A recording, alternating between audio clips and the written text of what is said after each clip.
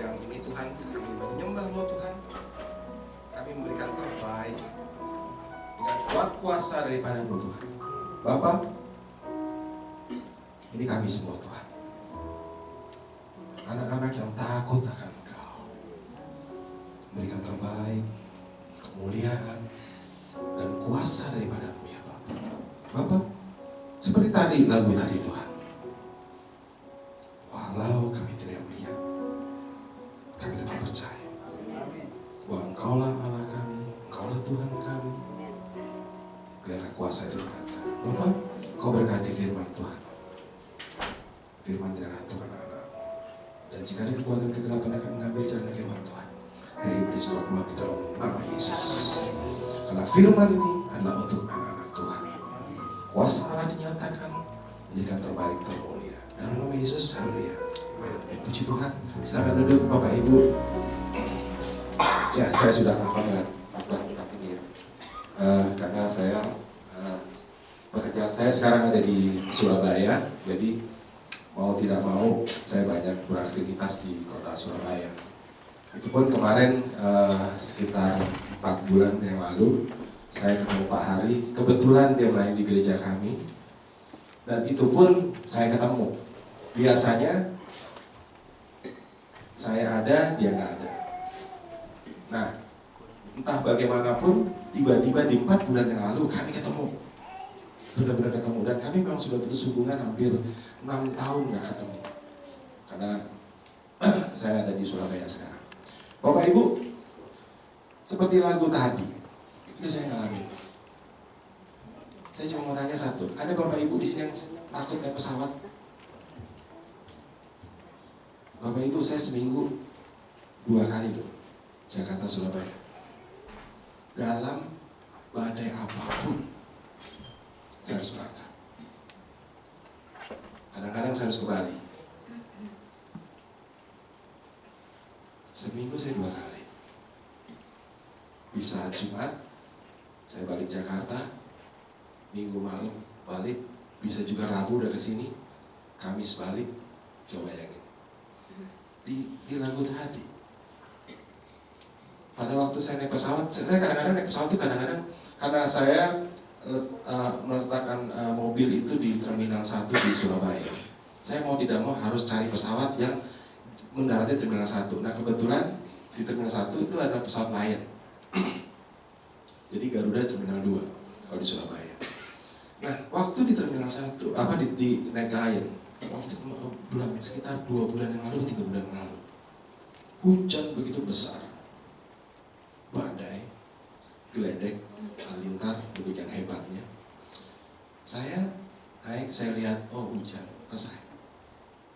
Kemudian dipanggil, kita naik pesawat semua.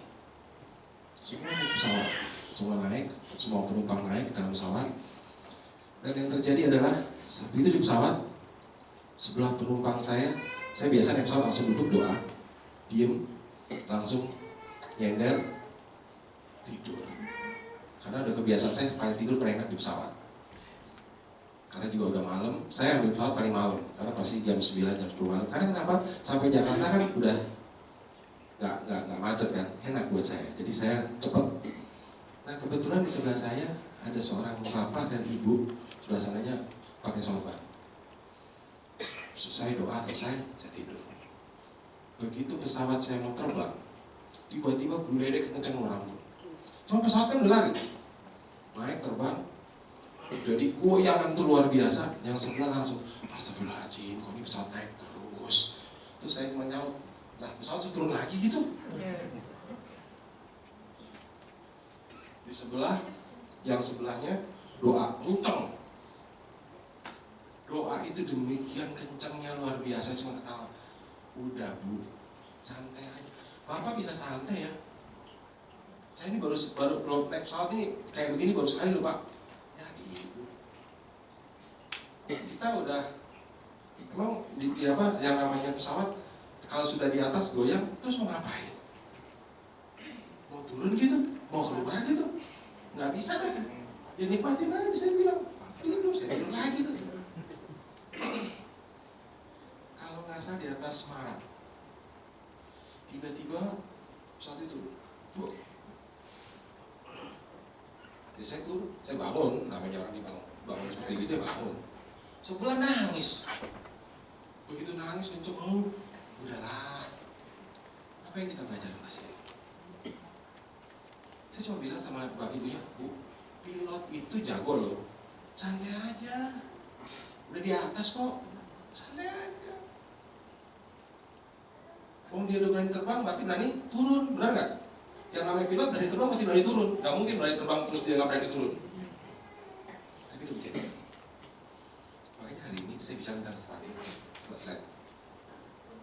Saya bicara tentang kekhawatiran. Kenapa saya harus ajarkan tentang kekhawatiran Bapak Ibu? Karena tidak semua orang mengaku tidak melihat tetapi percaya, tapi dia sebenarnya punya ketakutan luar biasa. Oke, itu lagu benar, lagu itu bukan salah, benar.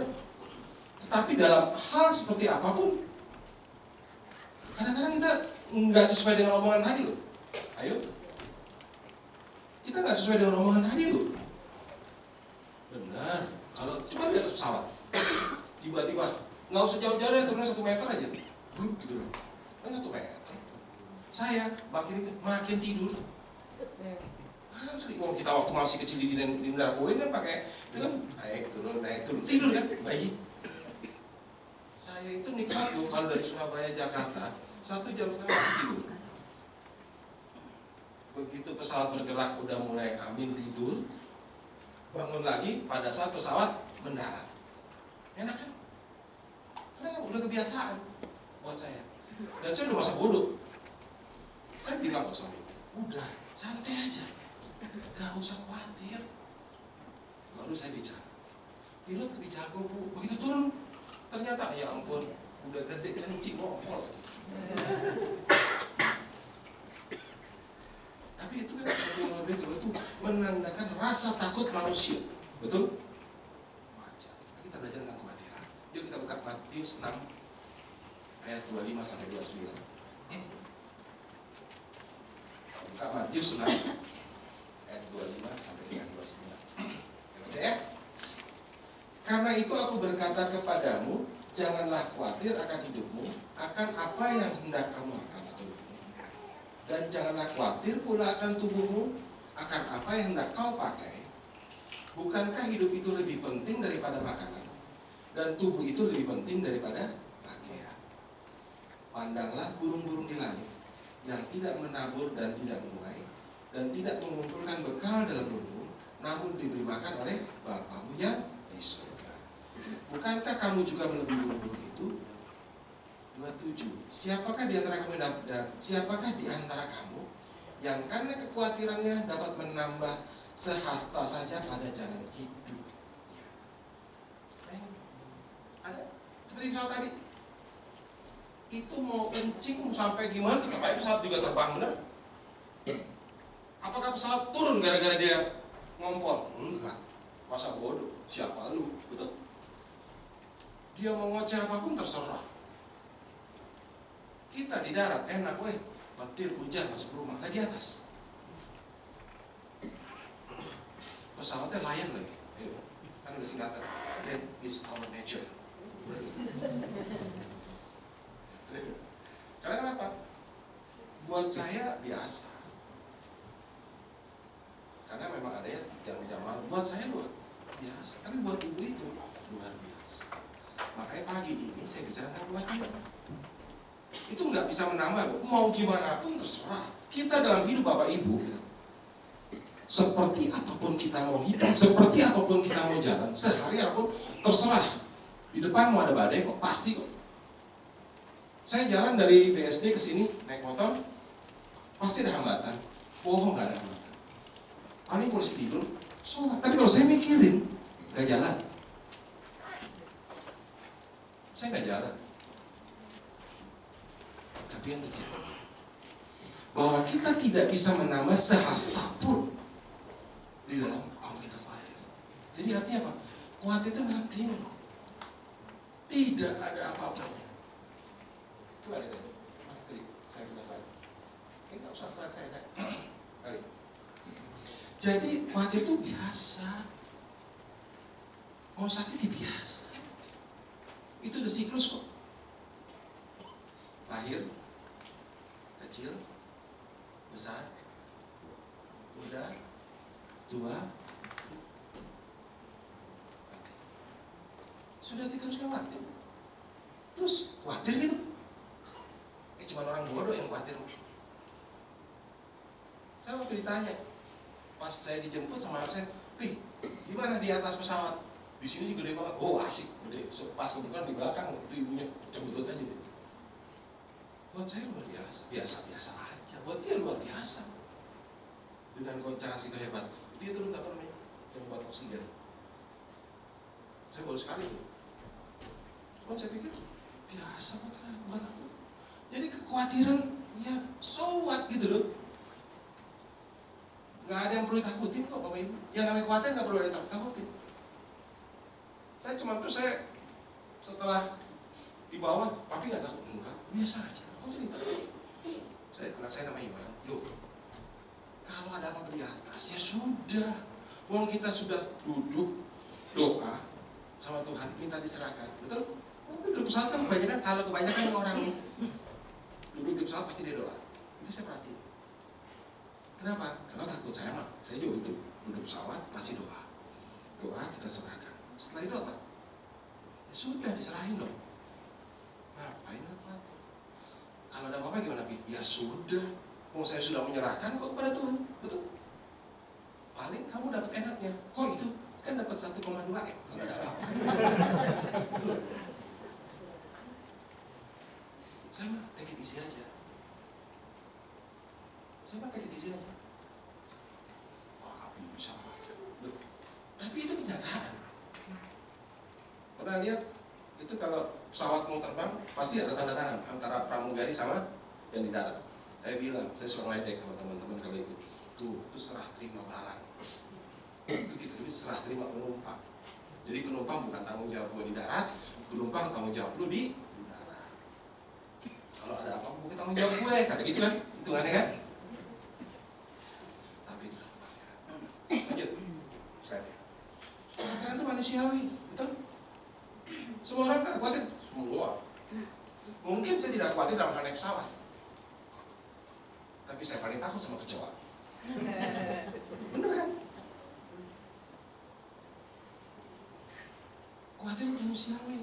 Loh, khawatir datang dengan sendirian, tidak diundang, kadang pergi dan tidak pamit. Gitu loh. Tapi itu kenyataan loh Bapak Ibu. Khawatir itu datang dengan sendirinya. Saya tanya, Bapak tadi rela nggak takut di atas pesawat? Saya bilang rela, kenapa? Wong lu beli tiket kok.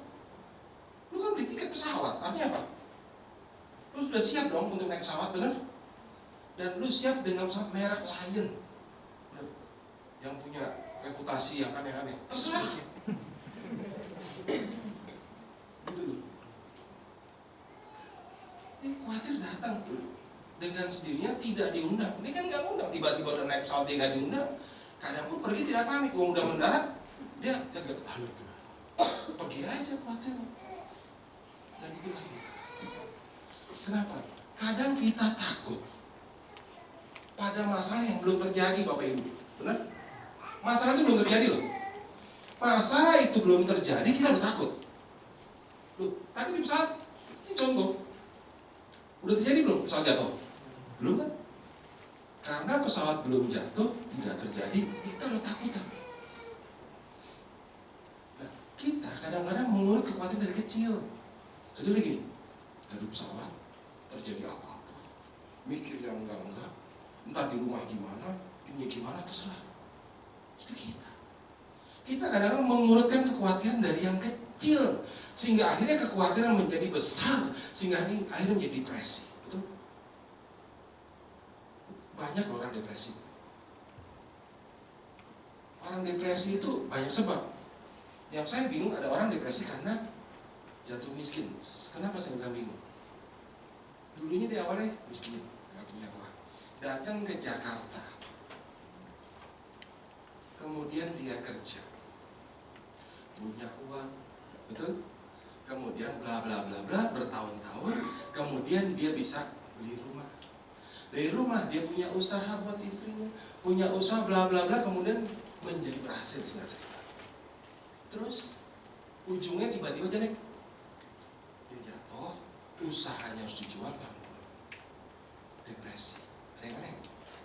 Kalau kita tarik berpuluh tahun kemudian, dia ke Jakarta nggak punya apa-apa, betul?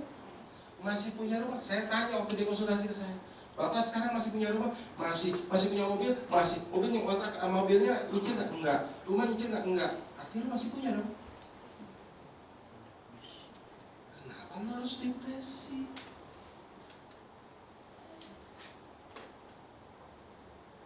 Makanya saya ajarkan kekhawatiran, bahwa kekhawatiran itu nothing. Karena kita selalu berpikir dari yang kecil menjadi besar. Dan kekhawatiran itu belum terjadi. Kekhawatiran itu belum terjadi. Kenapa saya ambil contoh tadi? Belum terjadi, bisa jatuh belum kan? Padahal kalau seandainya terjadi, lo dapat 1,2 M kali 4. Benar? So what? Ambil enteng aja hidup. Saya ketemu Pak Hadi waktu 4 bulan, terus kita 2 bulan lalu ketemu di Jakarta. Ketemu di BSD, pasti Sinjang, ngobrol, datang. Waktu kita ngobrol, yuk ada yang konsultasi, cuman aku butuh kamu. Ya om, butuh, silakan datang. Waktu Pak Aceh belum datang, saya konsultasi. Dia konsultasi dengan Pak Hadi. Benar, konsultasi tentang mau menjadi hamba Tuhan. Saya cuma bilang, lu mau jadi hamba Tuhan? Oke. Siap? Oke. Siap gak punya uang? Siap Pak. Lu siap, istri lu siap gak? Loh, saya mau makan aja. Lu siap, istri lu siap gak? Lu jadi full timer. Lu sekarang punya apa? Istri lu punya apa? Kebiasaan istri lu seperti apa? Makan seperti apa? Anakmu kuliah apa? Lu siap? Siap Pak. Istrimu? Siap. Anakmu siap? Ibumu siap gak? Diam. Jangan mengambil keputusan dalam keadaan emosi.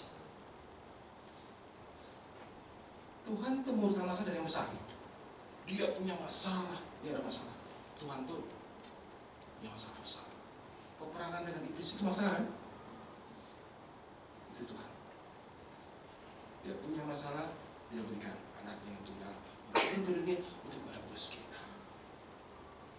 Jadi nggak perlu ada khawatirin lagi. Kekhawatiran itu manusiawi. Bahkan Tuhan Yesus pun pernah takut. Kenapa dia pernah takut? Dia Tuhan loh. Dia itu mengajarkan kepada kita bahwa yang namanya khawatir itu manusiawi. Tetapi kita jangan kita khawatir. Karena kenapa? Serahkan kekhawatiran kepada Tuhan dan jalankan dengan firman setiap hari. Itu yang benar. Cerita lagi. Karena saya banyak cerita, karena saya tuh jalan-jalan kerjaan sekarang. Saya tuh sekarang tadinya pegang Suzuki, terakhir saya pegang Suzuki Purwogadung, kan Purwogadung. Sekarang saya di Sutekan Solo, Jawa Timur. Lebih besar lagi. Jadi mau tidak mau, kalau Jawa Timur pemikiran kita ya sudah, kita harus pergi ke daerah-daerah. Jadi Jawa Timur bukan cuma Surabaya dan Malang. Suatu cerita saya harus pergi ke Banyuwangi. Sampai Banyuwangi, selesai pekerjaan saya. Seperti biasa, saya kerja berdasarkan deadline. Saya sudah diatur, Pak, Bapak pesawat jam 6 pagi sampai di Banyuwangi, Bapak kerja sampai jam 2, jam 3 sudah ada orang jemput, kita langsung ke bandara naik pesawat. Itu maunya manusia, betul? Saya sudah dipersiapkan sama anak buah saya seperti itu.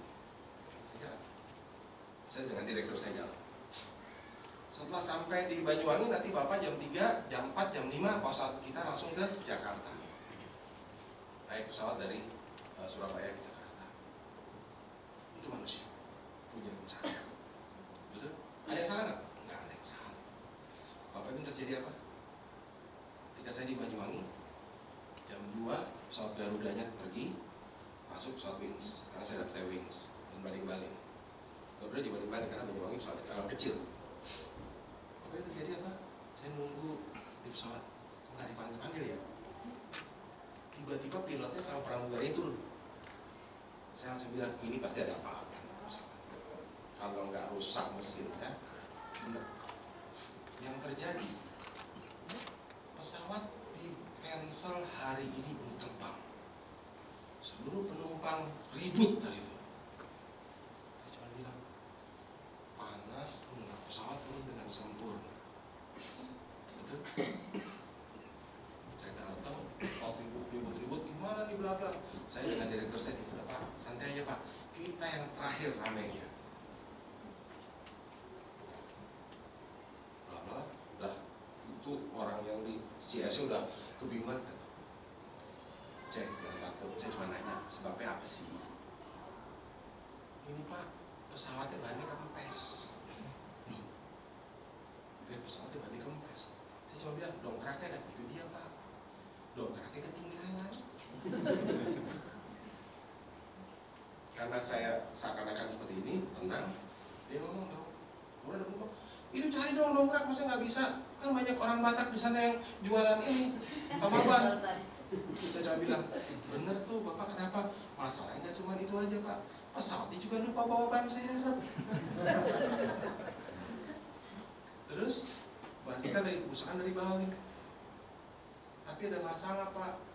Ini karena perintis cuma tutup sampai jam 4 sore, malam nggak ada lampu. Jadi pesawat dari Bali tidak diizinkan mendarat di Banyuwangi, cuma setengah jam, nggak diizinkan mendarat. Sekarang jam berapa? Jam 4. Di sana nyiapin jam 5, sampai sini jam 6 udah nggak boleh pesawat turun. Terus kita usahakan naik mobil Pak, besok pagi. Ada yang ribut, oh enggak, saya harus naik travel. Saya bilang, naik travel berapa lama? Dari Banyuwangi ke Surabaya 8 jam naik travel. Jauh loh, ternyata Indonesia itu luas kan. Banyuwangi, Surabaya naik pesawat, naik mobil 8 jam, naik pesawat 1 jam. Itu masih Jawa Timur. Ada yang berangkat, saya harus berangkat. Naik kereta, silakan. Saya tinggal ngomong, terakhir tinggal beberapa orang, tinggal 10 orang. Itu grup-grup kita yang ngelumpi. Nah, saya bilang, ini gimana? Bapak harus berangkat besok Pak. Ya udah, kalau berangkat besok sok. Oh, kalau Pak, kita siapin hotel. Dia jemput 1. Jalan keluar nggak? Jalan keluar dong buat aku. Oke, cuma saya harus ada nih, baru saya keluar itu tiket.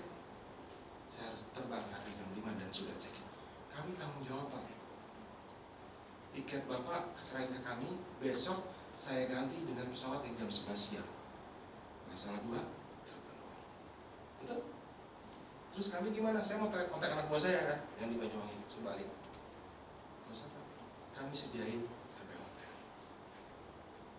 Tenang loh, masalah beres ya? Beres. Makanya kalau dalam keadaan situasi kondisi yang tidak baik, berusaha untuk tenang. 10 orang ikut saya, senang semua. Itu yang namanya orang sendiri garang. Karena ketenangan kita bisa bisa memberikan orang lain supaya dia bisa ikut tenang juga. Ngapain gue 8 jam dari mana? Banyuwangi ke Surabaya naik travel. Gue lihat mobil Avanza. Saya bukan ngin Avanza loh. Isinya unyel-unyelan 8 orang. 8 jam ogah ya. Mendingan gue naik pesawat besok. Tidur di hotel, nyenyak lagi. Dikasih hotel first class. Karena kan, cuma memang ada yang lupa. Saya nggak bawa baju ganti di sana. Ya udahlah. Gak apa-apa, tinggal ke ini, beli aja. Jadi segala sesuatu kalau kita mengambil keputusan, jangan dalam keadaan marah. Jangan dalam keadaan situasi emosi. Berusahalah untuk tenang. Dan ketenangan itu bisa kita salurkan kepada orang-orang di sekitar kita. Betul? Makanya khawatir itu manusiawi. Tapi apakah ini sedosa? Enggak dosa. Bahkan di situ kita bisa mengajarkan orang bahwa ketenangan terhadap mengalami situasi kondisi menjadi. Lanjut. kenal siapa yang diserahkan masalah. Seperti tadi, pramugari orang darat kasih daftar list nama ke pramugari, betul? Itu termasuk nama kita harus ada tuh. Makanya saya bilang, kita harus nama kita tertera di kerajaan surga. Kan di dalam buku logbooknya antar darat sama ini mesti disamain, betul? Kadang-kadang pramugari ngitung, cek. Itu ngapain sih? Bukannya si iseng, enggak. Dia harus memastikan bahwa penumpang jumlahnya sama dengan logbook. Karena di logbook kita tulis nama-nama kita semua. Itu aja kalau di Indonesia masih kacau. Masih ada yang pakai nama artis siapa yang jalan siapa, betul? Tapi harus sesuai. Begitu juga dengan kita. Kita selama ini sudah bertahun-tahun ke gereja. Apakah lu yakin nama lu ada dalam kerajaan surga? Siapa yang diserahin? Seperti tadi, serahin ke. Artinya apa? Kita sudah orang darat menyerahkan segala sesuatu kepada yang di pesawat. Yang terjadi pesawat akan ambil alih. Kita juga begitu. Hidup kita diserahin ke siapa? Ke Tuhan.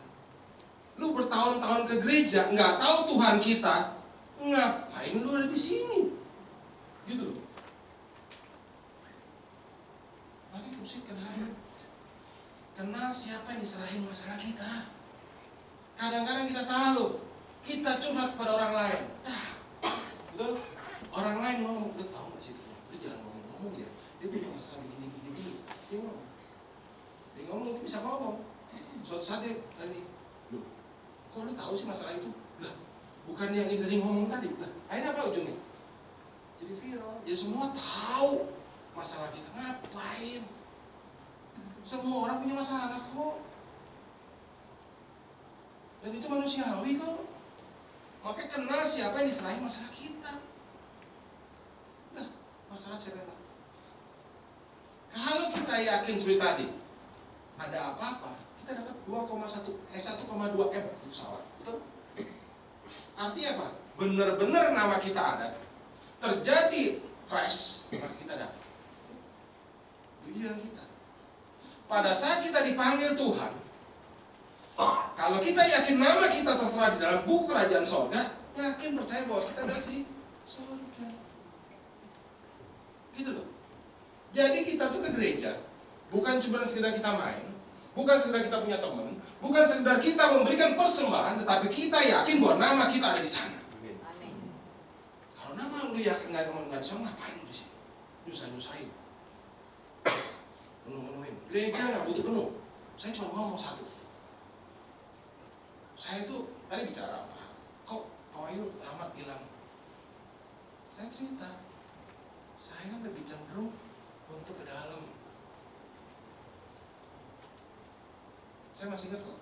Berapa tahun yang lalu? 4 tahun yang lalu atau 5 tahun yang lalu. Saya serahin kok jadwal khotbah saya yang di sini, saya serahin ke pendeta-pendeta yang lain. Apa? Biar mereka semua diberkati.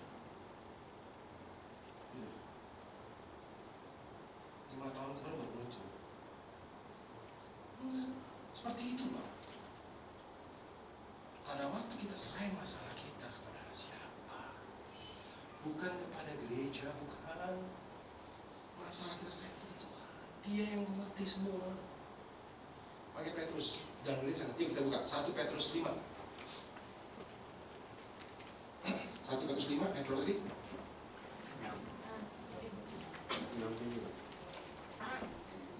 1 Petrus 5 ayat 6 dan 7. Yuk kita baca.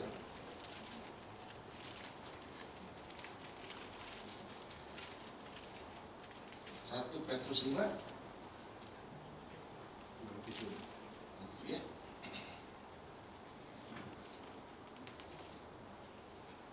Karena itu rendahkanlah dirimu di bawah tangan Tuhan yang kuat. Karena itu rendahkanlah dirimu di bawah tangan Tuhan yang kuat, supaya kamu ditinggikannya pada waktunya kecil. Ini kalau kita baca ada koma, ada titik, kita mesti lihat. Ya, ada koma, Tuhan yang kuat, koma, supaya kamu ditinggikannya, janji Tuhan, pada waktunya kecil. Lanjut, yang 7. Serahkan segala kekhawatiranmu kepadanya yang besar, sebab ia I-nya besar yang memelihara kita. Betul? Dan di sini terjadi. Kita menyerahkan kekhawatiran kepada siapa? Saya mau tanya. Pada waktu menulis ini Petrus ada di mana? Penjara. Penjara seperti apa sih? Yang udah pernah Israel lihat, tanya. Penjaranya bukan seperti kita penjara yang di mana? Yang kita suka datang-datangin, enggak. Penjara di bawah tanah, dilobangin, ditutup. Udah kayak merem ikan cupang tuh istilahnya. Penjaranya, dia bisa menulis. Bayangkan, di dalam kegelapan dia, di dalam penderitaan dia, Petrus bisa menulis. Saya mau kasih tahu, Tuhan itu luar biasa, Bapak Ibu. Saya kasih tahu satu nih. Saya cerita kalau pesawat malam, kalau mendarat, kenapa lampu dalam pesawat dimatiin semua? Pernah tahu nggak? Ayo. Jadi kemarin dari Korea, mendarat malam nggak? Itu lampu dimatiin semua. Kenapa sebabnya? Saya juga tadi awal nggak ngerti. Setelah ngobrol, karena sering bayangin Bapak Ibu ya, saya bertahun 2-3 tahun bolak-balik akhirnya kan yang namanya pilot udah kayak teman, bener nggak? Kadang-kadang dia mau cari ngobrol gitu. Iya, karena gini, pada saat mati, kalau terjadi apa-apa, mata kita ternyata bisa beradaptasi dalam gelap. Saya langsung baru dengan cerita ini. Jadi pada saat tidak ada terang, mata kita bisa melihat di dalam kegelapan. Oh, di sini letak keajaiban Tuhan. Bahwa ternyata tulisan ini ditulis oleh Petrus sendiri di dalam bencana. Ini pernah diperdebatkan loh tulisan ini. Dia di dalam penjara bisa nulis. Apa dia punya sekretaris? Enggak. Ini tulisan Petrus sendiri. Dia menulis dalam penjara. Bayangkan, mata aja. Ini mujizat luar biasa. Nggak percaya, coba digelapin lampu full total.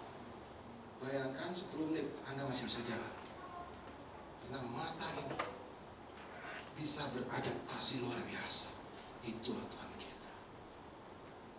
Dia memikirkan masalah sampai sini hebat.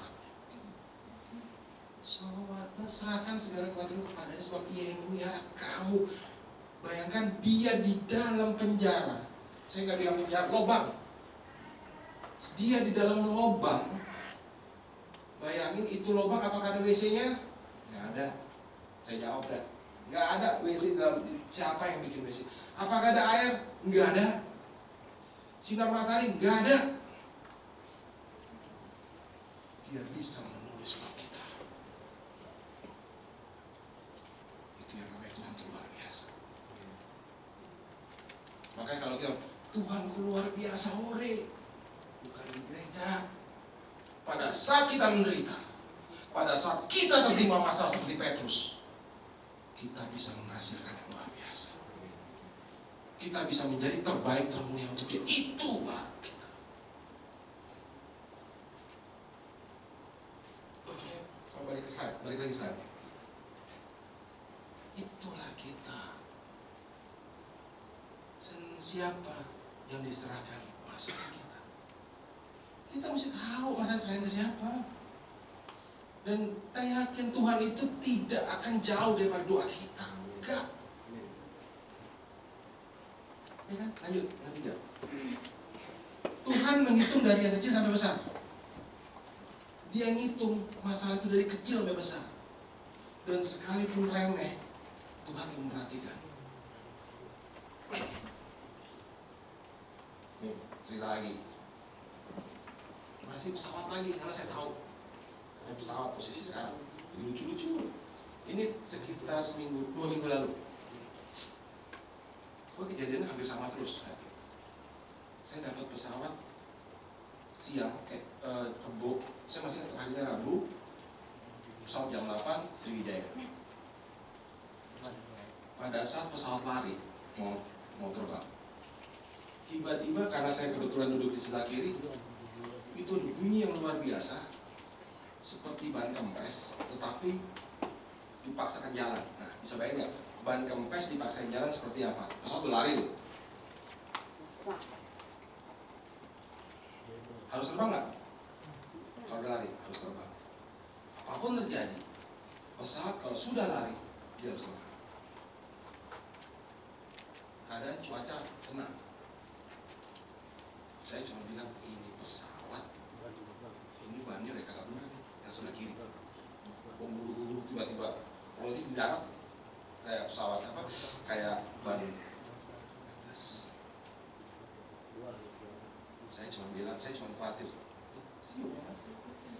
Ini mendaratnya gimana ya? Benar. Di atas Surabaya, saya ada terbang 1 jam, tidak turun-turun. Di totalnya 2,5 jam di atas. Muter nih pesawat.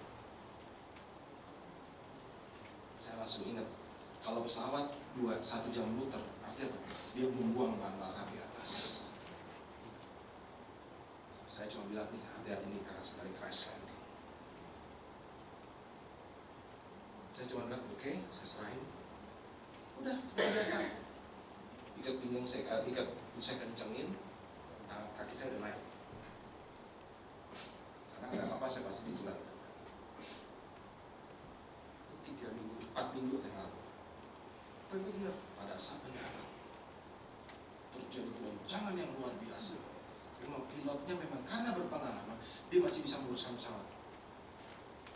Benar. Begitu sampai di runway, itu semua orang ngumpulin. Artinya apa? Jangan kita meremehkan tukang bandu. Lo bener loh. Itu yang tukang cuma begitu, dia tuh ngecek loh. Saya cuma dengar, si itu nggak masuk tuh di Jakarta, lu main terbang aja, buset lah. Emang gue penumpang tahu dia nggak masuk, dia nggak tahu aja. Itu kita turun pesawat, itu semua langsung begitu orang saya lihat kiri pesawat itu pada saat mendarat udah kayak bener-bener seperti mobil yang bannya kempes. Tapi yang sebelah kanan kan enggak. Jadi pilot berusaha menerbangkan seperti ke kiri gitu. Jadi angkatannya masih terbang. Begitu mendarat, jejekin. Itu crash. Saya itu yang namanya kursi sudah saya pegang. Kenapa? Saya harus begitu. Kita tahu ada masalah. Kita prepare. Ya prepare dong.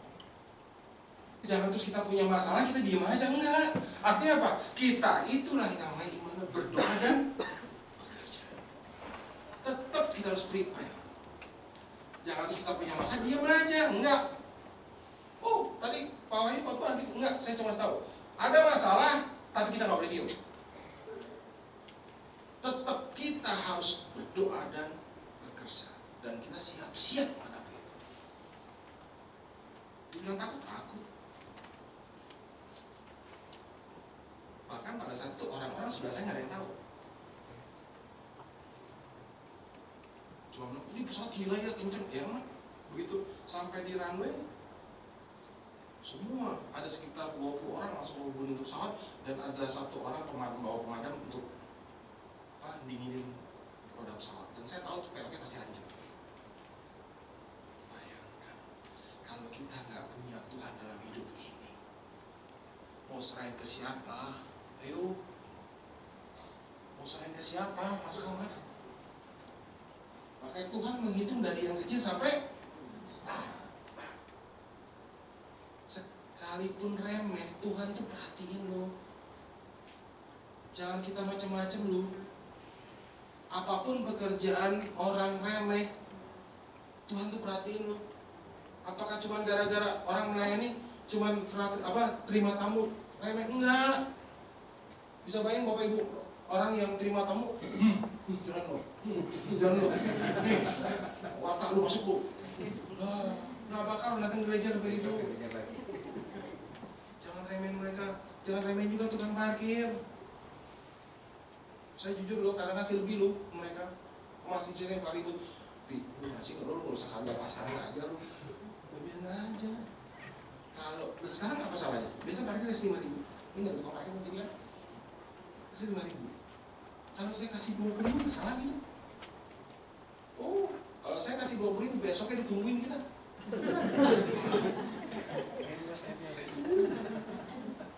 Itu mobil kita benar-benar dijagain. Bukan karena duitnya, dia karena duit tapi buat kita.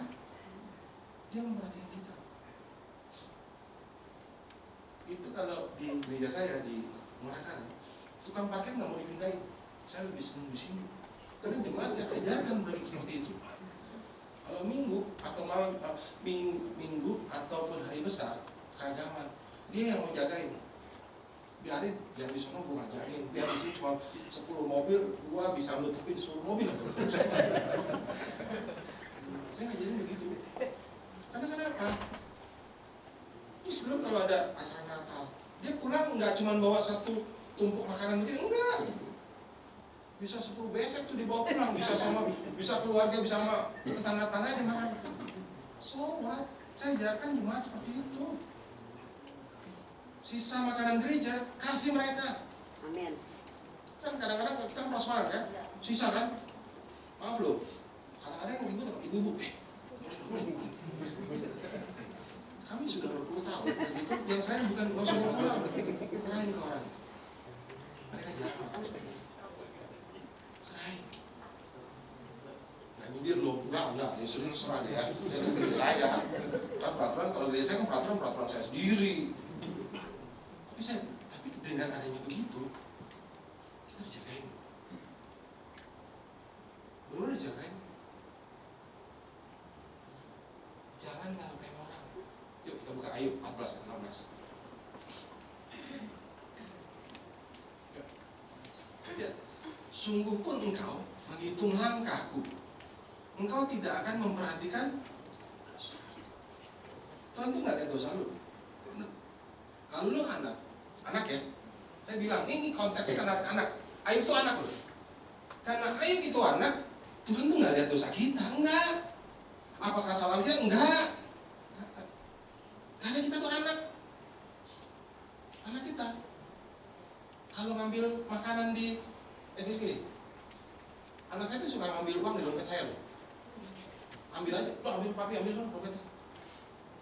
Cuman jangan ini yo, kalau ngambil tinggalin kek. Oh pernah, dompet saya ketinggalan diambil duitnya semua. Ketawa aja. Saya telepon dulu kurang ajar juga, yuk lo ambil semua aja. Karena saya anak saya gitu. Karena saya buat saya sama anak saya karena sudah dewasa, saya nggak punya teman. Supaya apa? Supaya ada keterbukaan. Anak sekarang, bapak ibu, nggak bisa dibilang anak saya nggak perlu sudah nggak punya teman. Kelas 3 SMA, buat beli bensin, ambil aja. Kemarin kurang ajar Sincia, semua ponakan saya, saudara 9 datang. Icong, harga bensin udah naik loh, kita mobil kita semua udah nggak premium semua, Icong. Ngerti dong mau digituin? Maksud lo apa itu? Icong baru datang dari Surabaya digituin. Nggak cuma kasih tau, Icong, mobil kita nggak premium semua, kita udah nggak pakai motor, Icong pakai mobil semua udah. Mobil kita semua Pertamax turbo. Cuma ketawa, kapan isi Pertamax turbo kayak gitu kan? Tahu, ngerti dong maksudnya apa tuh? Nah, kalau begitu, udah dikasih ampau, tetap aja. Saya bilang, yaudah habis ini kita nonton deh. Bener nonton. Anak saya ngajaknya nontonnya juga enggak lagi. Nonton yang itu, premier yang gede itu. 150.000 kali 28 orang. Bangkrut itu Cong. Karena kan bayarnya bisa pakai, kalau itu kan bisa pakai credit card kan. Karena saya tahu nama pin saya, pin saya dia tahu. Nah sini, Icong lo, gue ambil dompetnya. Gesek. Begitu saya pas makan, udah nonton, udah Cong, ayo kita makan, ayo kita nonton, ayo makan premier. Berapa orang? 28, total 28 orang. Iya, buset penuh juga tuh ya. Terus, ya pakai duit papi lah. Itu lama. Kita ajar, gimana? Apakah saya marah? Mau baca bentar, lu gila lu yuk. Tapi itu anak. Boleh kita sama pembantu itu kita gak bakalan. Orang lain gak bakalan. Tapi anak saya, bisa berlaku seperti itu, seperti Ayub kepada Tuhan. Engkau tidak akan memperhatikan dosaku. Buat orang lain, kalau ngambil dompet saya dosa, betul? Gimana? Tapi kalau anak, boro-boro tinggalin, kadang-kadang 100.000 doang tinggalin bapaknya. Termasuk ibunya juga kadang-kadang gitu, udah yuk ambil aja sih katanya itu papi di rumah.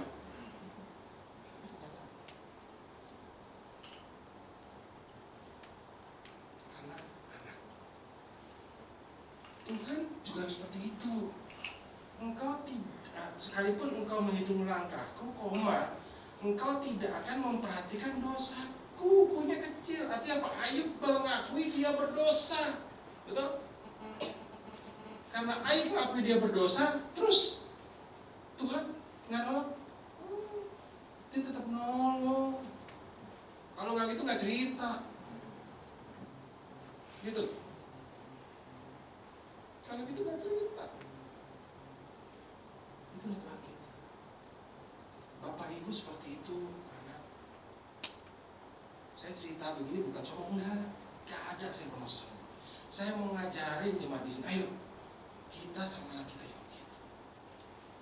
Tentang anak Pak Eki yuk gitu lagi, saya nggak ikutin Pak Eki ya. Tapi seperti itu anak. Dia boleh ngambil apa aja. Bahkan dia bisa sama ponakan bisa ngomong gitu. Yuk, papi gue datang, nih cowok lo datang. 28 kali premier kali 150.000, lumayan lu. Uang kemarin Sinja mah hancur aja. Saya makanya kalau Sinja, aku nggak mau pulang sama Sinja. Udah rame. Anak-anak sekarang kan omongannya begitu semua.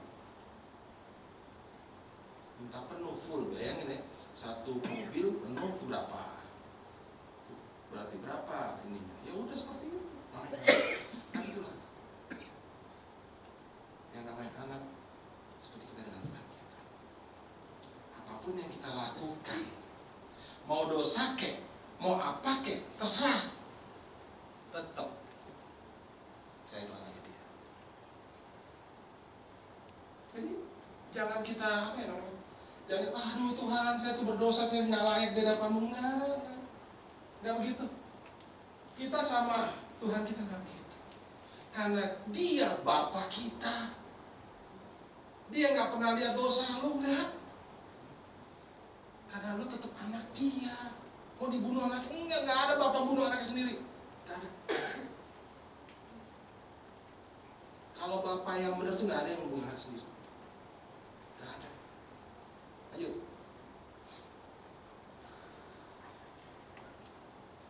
Ini ya, slide-nya. Nah, lanjut yang keempat. Tidak seperti Raja Wali. Kenapa sih orang Kristen dibilang Raja Wali? Gak enak loh. Saya kasih tahu. Gak ada belum Raja Wali itu. Tidak ada anak Raja Wali yang mati karena belajar terbang. Cek deh. Gak ada anak Raja Wali yang mati karena belajar terbang. Gak ada. Raja Wali taruhnya di mana? Di atas gunung. Yang bener. Kecuali Raja Walinya Jawa yang kepala kotak. Itu enggak. Itu cuma di. Tapi kalau Raja Wali yang bener, yang tangannya gede, dia adanya di atas gunung. Kalau di Jawa itu di Gunung Semeru. Itu ada namanya Raja Wali Jawa, yang kepalanya benar-benar bukan botak, full total. Itu benar Raja Wali. Dan sudah punah. Punahnya bukan karena mati anak kayak terbang, enggak. Tidak ada anak Raja Wali yang mati karena belajar terbang. Gak ada. Ingat, induk Raja Wali menghancurkan sarangnya sendiri supaya mengajarkan anaknya terbang dan dijatuhkan anaknya dari tempat yang sangat tinggi. Nah, Raja Wali diangkat, dia layak terbang, dia buang. Kan namanya terbang kan pasti gelagapan itu anak. Belum pernah kan? Begitu sampai mau darat diambil langsung, naikin ke atas, buang lagi dari atas, sampai tangannya kuat. Itu Raja Wali benar. Karena Raja Wali yang gak terbang ada Raja Wali yang di Ragunan. Itu gak bisa terbang, cuma bisa makan doang sama bersuara. Tapi Raja Wali yang benar, dia bisa terbang. Dan dia terbang, dia gak tinggi, Dia terbang di atas awan. Itulah Raja Wali. Dijatuhkan anaknya, loh, bayangin. Sarangnya sendiri dihancurkan. Kenapa? Dia tahu anak ini kalau tidak dihancurkan sarangnya, dia tidak mau pergi. Dan dia akan melawan bapak ibunya, Raja Wali. Dihancurkan sarangnya. Begitu dengan kita, Tuhan. Tuhan memberi kita persoalan kepada kita, supaya kita mengerti bahwa Dialah Tuhan kita. Dihancurkan sarangnya sendiri, supaya pada saat dihancurkan sarangnya sendiri, dia nggak enak, dia akan keluar dari sarangnya, dan pada saat itu anak raja diangkat terbang tinggi, dilepaskan dari sana. Jatuh dulu. Tapi kan, pada saat anak itu mau menyentuh tanah, diambil kembali oleh induk Raja Wali tadi. Cek di Google kalau nggak percaya. Saya nulis begini karena udah ngecek di Google semuanya. Nggak ada anak Raja Wali mati karena dilempar. Nggak ada. Ditembak banyak, tapi dilempar tidak pernah dia mati. Jadi dilepaskan seperti itu. Begitu Tuhan kita. Pada saat kita enak nikmatin hidup kita, kenikmatan dunia yang sudah diberikan mereka, nikmat luar biasa, siap-siap, Tuhan pasti akan menghancurkan sarang itu. Dilempar dan dia akan melihat anaknya akan terbang tinggi. Itulah kita dan Tuhan kita. Siang ini saya ajarkan seperti itu, supaya kita jangan kita jadi orang Kristen yang cengeng. Pak, saya punya mobil mau ditarik leasing. Lah, Tuhan mau bilang pada saat lu ngambil mobil lu gak ngomong gua. Ya kan? Dia gak mau ngomong gua, kata Tuhan. Sekarang dia mau tarik leasing, lu teriak-teriak sama gua. Pada saat utang gak ngomong gua. Lah, utang lu. Kok Tuhan yang suruh? Karena Tuhan kita tuh, aduh, kayak lu gak ada, apa lu mau, gua dia ada. Kayak begitu. Tuhan kita tuh bukan yang mudah, kan? Dia adalah Tuhan yang benar-benar, dalam tanda kutip, bukan semua lu mau dia kasih. Gak. Tuhan tuh gak seperti itu. Malah ada orang kalau persaksian, oh aduh puji Tuhan, saya dikasih mobil. So gitu. Kalau kita bersaksi, berikan terbaik buat Tuhan, benar-benar yang menyenangkan hati Tuhan. Seperti anak saya tadi, kalau yang namanya anak ngambil apapun, oke. Sorry loh, saya nggak sekali ini saya nggak sombong, enggak. 2 tahun yang lalu anak saya cuma bilang, "Pi, aku kan sekolah di Serpong, beliin apartemen dong." Saya cuma bilang, ya anak, kalau cuma minta beli 100 ribu masih gue kasih. Minta beli apartemen di Atria situ. Di sebelah maminya, udah lo beliin apa sih? Lo pelit amat sama anak sendiri, alhamdulillah. Ibunya ikut-ikutan begitu lagi. Tapi itu dia. Saya sebagai orang tua beli nggak? Saya lihat dulu. Kenapa lo harus beli di situ? Pi, sekolah saya di situ, Pi. Di belakang banyak universitas nih. Terus, tapi tahu nggak? Papi beliin aku 2 tahun nih, kita bicara. Sekarang nih kita beliin.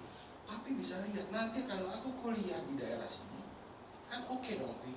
Terus nanti kalaupun aku mau tinggal di sini, aku tinggal. Kalau enggak ya kita jual. Entar kan duit lebih. Tapi kan mesti tahu, cuman duitnya buat aku ya. Nah, ujungnya itu loh nggak enak. Dia ajaran bisnis ke saya. Bayangin, anak pada itu musik SMA kelas 1, dia ngomong seperti itu. Dan dia ngajakin saya hitung-hitungan bisnis. Saya cuma bilang, ya udah beliin. Kata istri saya, beli apa? Cash, ya udah cash beli. Ya. Dan dia dapat pada waktu harga murah. Dan dia pun jadi cerita gini, dia lagi makan sama temannya.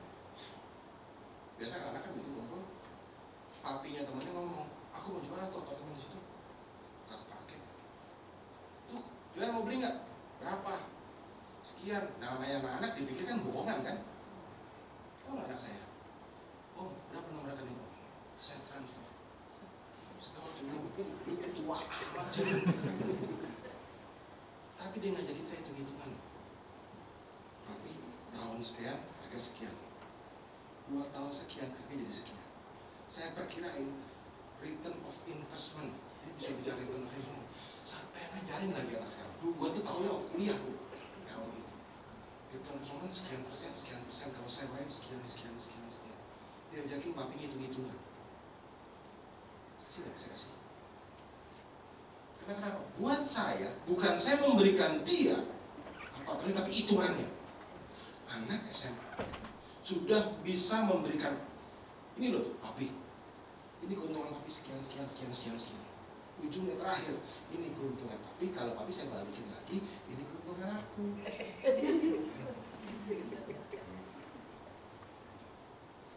Tapi sebagai seorang apa, pada waktu melihat itu, bukan lihat keuntungan dia, tetapi lihat hitungan ini, saya respect. Saya bilang, belum bisa. Terakhir kemarin, udah 2 tahun mau dijual nggak? Jangan tuh, kata maminya. Enggak, kalau papi mau jual sekarang, untungnya cuma sekian. Dia jadi hitungan bapaknya. Tapi itu anak. Kalau kita bisa memberikan Tuhan terbaik, memberikan Tuhan yang terbaik terindah buat dia, nafas kita menjadi nafas surgawi, Tuhan akan memberikan semuanya untuk kita. Itu arti daripada cerita tadi. So, jalankan. Jadilah terbaik termulia untuk Tuhan. Karena kenapa? Tuhan kita sama juga dengan seperti itu. Seperti tadi. Tapi ini dihitung-hitungan. Ya kan gitu. Makanya kalau kita berdoa jangan cuma nangis. Saya sih ngomong apa adanya lu. Terserah deh. Lu mau ini tersinggung terserah deh. Jangan cuma nangis. Ini lu Tuhan, ini masalah gua, ini. Jangan jadi orang jangan cengeng. Jangan cengeng dah. Gua bilang lagi. Tuhan gak butuh orang cengeng. Tuhan gak butuh orang cengeng. Dia mau kita menjadi Kristen Raja Wali. Ayo berdoa, ajakin Tuhan hitung-hitungan. Tuhan, saya bangun gereja, jemaat saya sekian menjadi sekian. Ini jadi sekian Tuhan. Nih Tuhan, berapa yang dimenangkan? Ayo Tuhan kasih nanti gereja. Ayo. Begitu juga kita. Mintalah kepada Tuhan sesuatu yang menyenangkan hati Tuhan. Jangan Tuhan kita dianggap sebagai kita selesai kartu kredit. Tuhan beli dong. Tuh anak gua mau kuliah, Tuhan nggak punya duit. Terus gimana? Dia kata calon tahu dia kuliah di Udayana. Karena bapakmu nggak bisa ini Udayana. Tapi jadi juga calon tahu. Karena Tuhan itu, saya jujur percaya dengan garis tangan. Mau kuliah seperti apapun, kalau memang ujungnya seperti itu, udah kerja. Karena kenapa? Apalagi kita sebagai orang Kristen, kita dipanggil untuk menjadi pemenang loh. Jemaat di sini dipanggil di sini jadi pemenang loh. Bukan lu cuma duduk di sini diem, datang dengerin khotbah, kasih persembahan pulang, nggak usah. Saya nggak usah diundang lagi nggak apa-apa. Saya ngomong aja padanya. Saya udah 5 tahun kok nggak mau khotbah di luar. Saya udah bisa di dalam sendiri.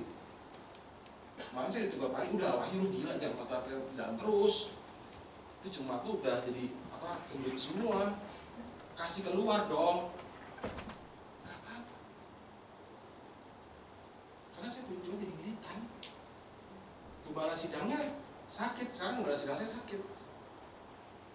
Ya kita ambil alih dong. Jangan terus bubar, mana ada gereja bubar. Gitu loh. Itulah Tuhan.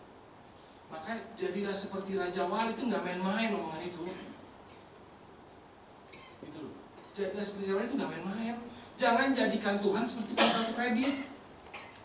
Minta, begitu nyicil. Enggak, Tuhan nggak butuh itu. Tuhan gua tuh yang gua sembah tuh luar biasa. Kalau dia sakit, kita sakit. Saya kalau berdoa untuk orang sakit, saya ada satu cerita. Saya doa. Saya kalau ngomong gitu, lu mau sembuhin orang ini, dia cuma ngomong, lu mau sembuh nggak? Mau. Oke, lu udah percaya Tuhan? Oke, saya doa. Bapak sembuhkan sembuhin orang ini. Karena dia akan menghasilkan sekian untuk Tuhan. Tapi kalau dia sudah nggak bisa menghasilkan, dia udah bawa pulang. Dalam nama Yesus, amin.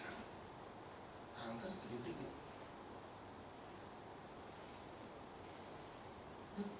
Bener, mungkin keras, mungkin kasar.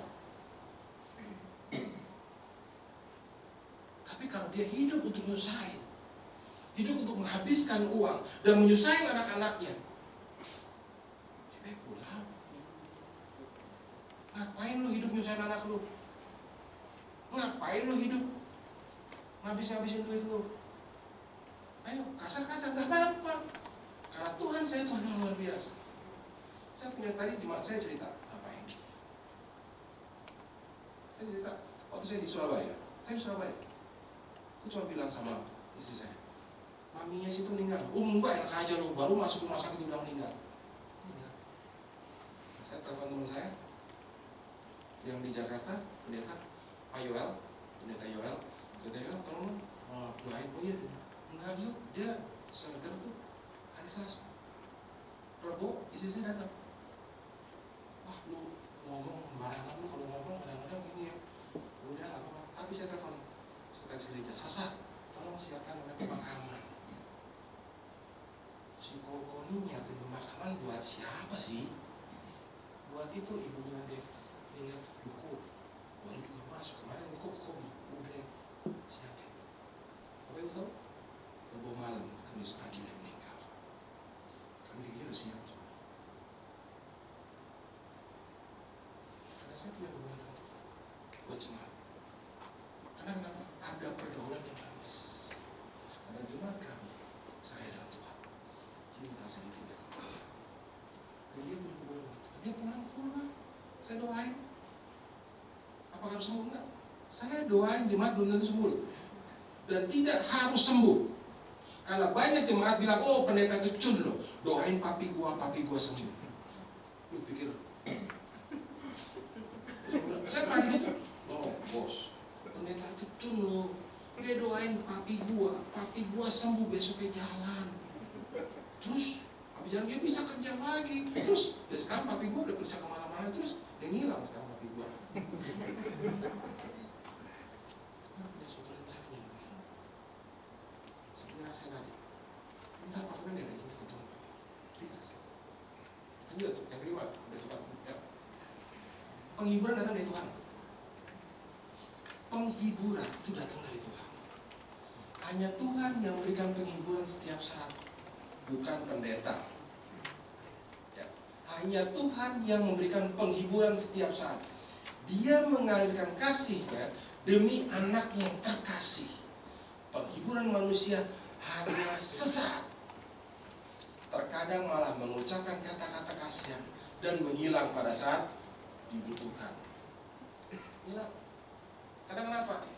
Coba iseng, minta terus orang ini, minta lagi datang lagi, minta lagi Pak Hengki, tolong Pak Hengki, tolong dong sekali, kayak Pak Hengki kasih. Besoknya datangnya Pak Hengki, tolong dong Pak Hengki. Coba saya mau tahu sebulan Pak Hengki dibikin hilang. Gak usah main, saya juga begitu.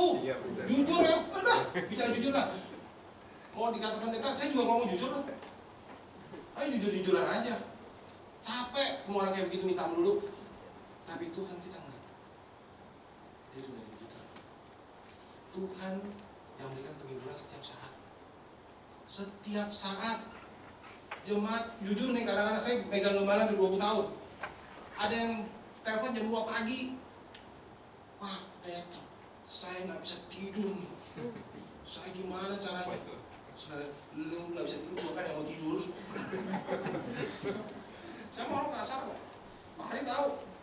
Lalu dia bilang, iya. Lu gak bisa tidur, gue yang mau tidur. Lu bangunin gue, gue gak bisa tidur lagi, atau enggak? Habis kalau dia habis didoain bapak, habis itu saya tidur. Dia bilang, lu tidur, gue gak habis tidur. Gitu. Penghiburan dari Tuhan. Penghiburan cuma datang dari Tuhan. Manusia itu cuma ada pada saat dan hilang pada saat dibutuhin. Jujur sama saya juga hilang. Bayangin jadwal setahun saya kasih. Nih, lu hubungin mereka ini, hubungin. Termasuk di telepon nih. Mau pada pas aja. Dia lu hubungin Pak Jonathan Prawira nih, ya. Lu kasih dia deh ya. Gue hilang habis itu beneran. Pak Imran aja ya, hilang beneran. Tapi seperti itu. Tapi bisa pada itu saya tanya. Yuk kita buka Yesaya 6 ayat 12 sampai 13. Dan Yesaya 41 ayat 13. Ya. Yang Yesaya pertama dulu. Yesaya berapa tadi?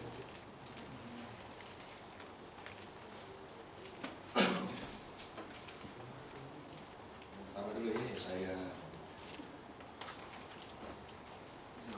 6 ayat 12 ya. Sebab beginilah firman Tuhan, sesungguhnya aku mengalirkan kepadanya keselamatan seperti sungai dan kekayaannya bangsa-bangsa seperti batang air yang membanjiri, kamu akan menyusu, akan digendong, akan dibelai-belai di pangkuan. 13. Seperti seorang yang dihibur ibunya, demikianlah akunya Tuhan ya, Tuhan akan menghibur kamu dan kamu akan dihibur di Yerusalem di antara sorga. Lanjut yang ke 41:13. Seperti seorang yang dihibur ibunya, demikian aku ini akan menghibur kamu. Sebab aku ini Tuhan Allahmu yang memegang tangan kananmu dan berkata kepadamu, janganlah takut. Akulah yang menolong kita. Engkau aja kita semua. Sobat, senang, masa khawatir. Karena apapun yang terjadi, terjadilah. Nah, itu lagu yang Titiek Puspa tulis. Itu kan Titiek Puspa yang tulis. Apapun terjadi, terjadilah. Yang dia tahu Tuhan penyayang. Itu lagu tuh waktu saya tahu lagu itu awalnya, oh, hebat. Pengarang-pengarang lagu tuh hebat. Kalau dia bisa menjiwai lagu itu, begitu juga Tuhan kita. Tuhan kita yang luar biasa. Tuhan yang penyayang. Cuman kadang kita nggak mau disayang, betul? Kita maunya lari. Pada Tuhan pengen memegang tangan kita. Karena kenapa? Karena dia tahu di sana ada bahaya. Dia tahu bahwa segalanya menjadi nggak benar. Tapi kita maunya lari. Begitu udah ketabrak ceder, baru datang Tuhan tolong saya. Nah, kalau hati Tuhan memang gitu ya. Ini kan bagaimana dari Tuhan? Bukan, nggak, kalau udah masa jangan ngomong ke pendeta, udah selesai. Lu ngomong pendeta juga nggak ada gunanya. Apalagi ke saya, bakal dimatiin telepon, udah selesai.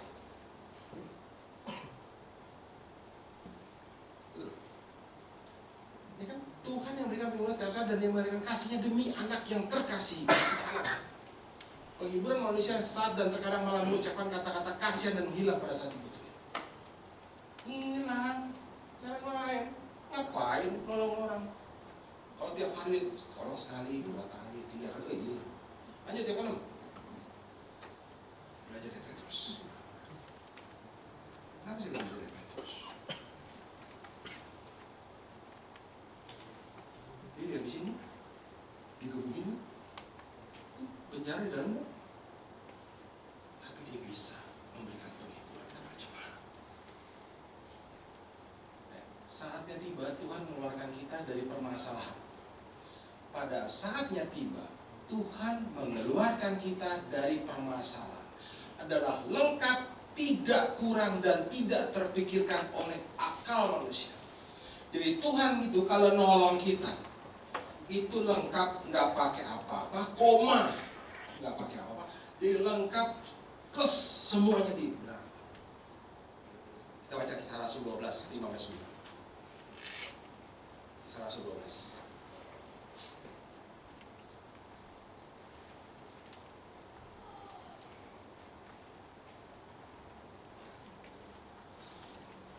Demikian Petrus ditahan dalam penjara, tetapi jemaat dengan tekun mendoakan kepada Tuhan, pada Allah. 6.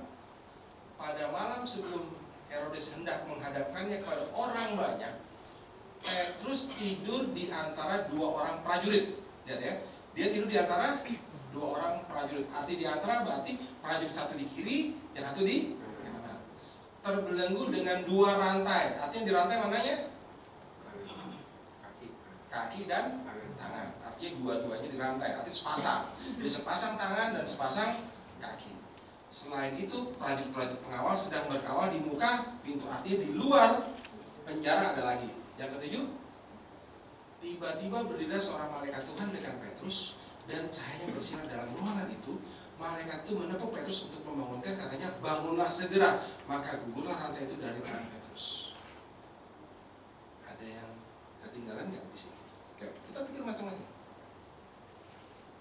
Saya nanya, prajuritnya tahu nggak Petrus ditepuk sama Tuhan? Yakin nggak tahu? Ya, Petrus tidurnya di mana? Di penjara. Prajurit apa? Di kiri dan kanan. Di kiri kanan dong. Saya nanya, yang namanya yang jaga Petrus, prajuritnya ini Kopassus atau Sapam? Kopassus atau Sapam? Lihat ya, Petrus ini yang mengacaukan negara. Kalau yang mengacaukan negara, yang jaga Sapam atau Kopassus? Artinya prajurit yang siap perang, betul? Bersenjata lengkap dan nggak main-main. Saya nanya, pada saat Tuhan tutup, saya cuma yakin. Lihat, cerita tadi yang pesawat kalau turun harus lampu dimatiin. Kita balik. Pada saat kita tiba-tiba gelap, tiba-tiba mata kita dikasih cahaya yang luar biasa, dan terjadi apa? Mata kita nggak sanggup loh. Artinya apa? Itu ada buta sementara, betul? Itu buta sementara loh. Kamu nggak percaya, cek, kamu tempat gelap sehari semalam, tempat begitu luar biasa gelap. Habis itu kamu dikasih sinar yang luar biasa terangnya, akan terjadi mata kita gelap.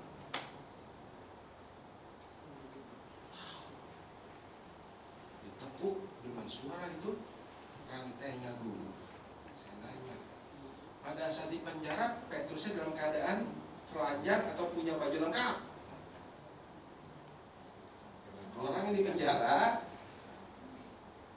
pada saat itu, dia dalam keadaan punya baju lengkap atau hanya cuma telanjang? Saya jawab telanjang. Seperti Tuhan Yesus, pada waktu dia disalib, itu bukan tanpa, itu nggak pakai baju, bajunya udah disobek loh. Itu khotbah saya di di Paskah, itu lengkap. Jadi itu dia pada saat disiksa, dia telanjang bulat, karena bajunya sudah disobek dan sudah dibagi-bagikan. Begitu dengan Petrus. Pada saat itu dia nggak pakai baju, dia kayak maling, digebukin, sakit-sakit, tangannya terbelenggu, kakinya terbelenggu, sebelah kiri kanan, tapi dia hebatnya tidur loh. Bayangin, besoknya mau diserahin ke kelima tadi, diserahin kemana? Yang kelima, kita belajar kayak gini aja. Dia diserahin, yang keenam coba, diserahin pada orang banyak. Mau tahu diserahin orang banyak sebabnya? Buat dirajam. Mati nggak Petrus? Mati. Ujungnya apa? Mati. Orang yang mati besok, apakah dia tidur dengan nyenyak? Orang yang mati besok tidak akan tidur nyenyak. Kalau nggak percaya, cek ke rumah sakit yang sama dokter, kenapa sudah tersengal-sengal, pasti keluarga melek semua. Kalau nggak percaya, cek dah ke rumah sakit. Yang lagi nunggu kematian, pasti keluarga melek semua. Nggak ada keluarga yang tidur. Begitu di sini ternyata Petrus tidur. Hebatnya, dalam kekuatan Petrus cuma yakin bahwa Tuhan beserta dan dia bisa tidur. Itu nikmat luar biasa.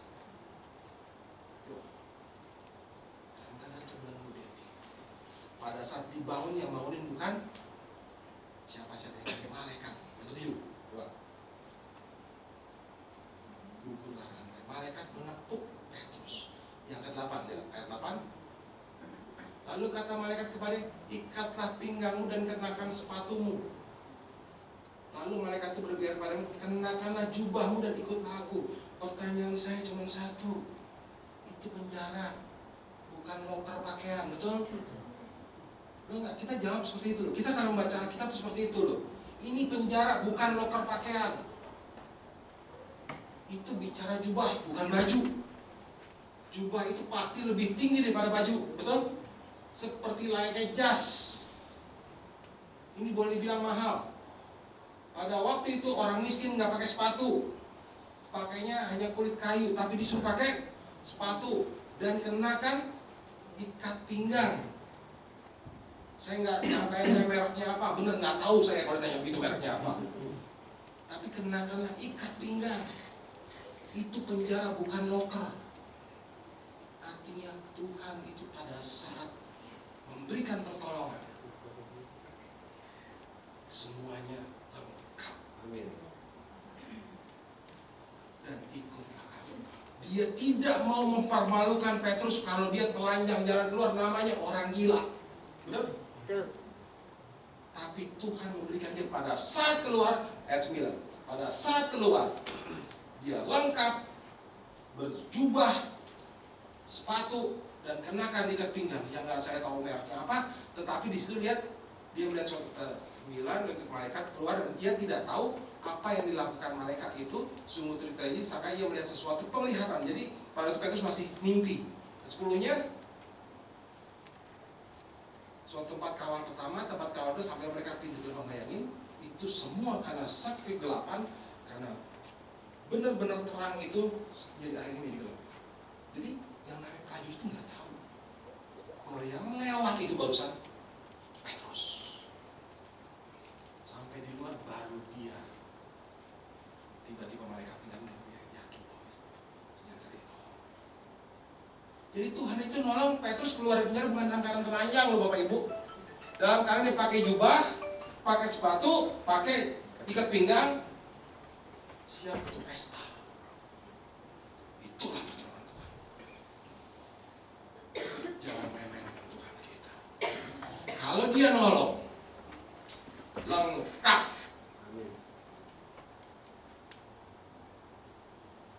Saya percaya sama dia. Jangan kamu khawatir. Serahkan kekhawatiran pada Tuhan kita. Dan segala sesuatu Tuhan kita akan berikan. Bahwa segala sesuatu akan indah pada waktunya. Amin. Sekian. Yuk, saya panggil pemain musik. Ntar kalau kelamaan, ini lagi lapar.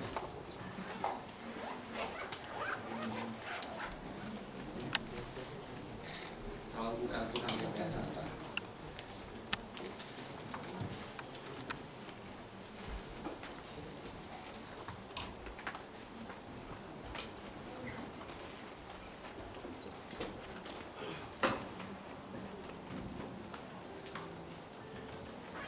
Kau bukan Tuhan yang melihat rupa. Kau bukan Tuhan yang memandang harta. Hati hamba yang selalu kau cari, biar kau temukan di dalamku. Selama ku hidup, ku mau menyembahmu, sebab engkau sangat berarti bagiku. Yang terbaik yang ada padaku, ku persembahkan kepadamu. Kau bukan Tuhan yang melihat rupa. Kau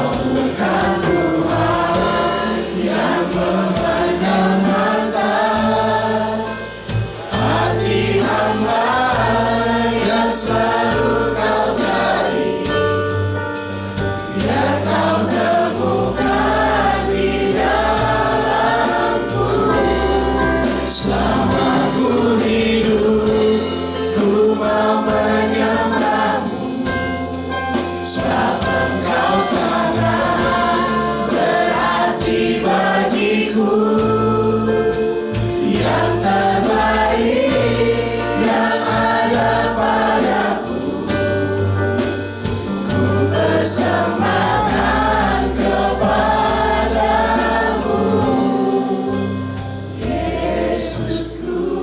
Apa? Firman sudah aku tabur mereka dengan perumpamaan, dengan teologis, biar mereka pulang bawa yang terbaik. Mereka pulang bawa sukacita, dan Allah sudah mengajarkan kekhawatiran tadi, bahwa kekhawatiran itu bersama engkau tidak ada apa-apa. Biar mereka belajar, bisa terpatri di hati mereka, puji Tuhan, mereka bisa pulang bawa berkat, dan biarlah mereka yang terbaik termuliaan Tuhan. Serahkan jemaat sedangkanmu Tuhan, kuasai mereka semua. Karena kami cuma yakin, aku yakin bahwa engkau adalah Allah kami yang tidak pernah memandang harta, tidak pernah muka. Karena kami cuma tahu bahwa Tuhan kami, Tuhanku yang ku kenal, yang ku sembah adalah Tuhan yang luar biasa. Kuasai mereka Tuhan, mereka terbaik, Tuhan. Berkati gereja ini Tuhan. Semua peraturan Kau berkati Tuhan. Karena kami cuma yakin di gereja ini pada saat dirikan hitung-hitungannya, Kau tuntut hitung-hitungan Tuhan. Kau tuntut hitungan-hitungan ini. Karena dengan adanya hitungan itu, maka Engkau berikan gereja ini kepada jemaat di sini Tuhan. Kau berikan terbaik. Kuasai mereka. Kuasai jemaat di sini. Kuasai kembali sidang penata layanan tempat ini. Dalam nama Yesus.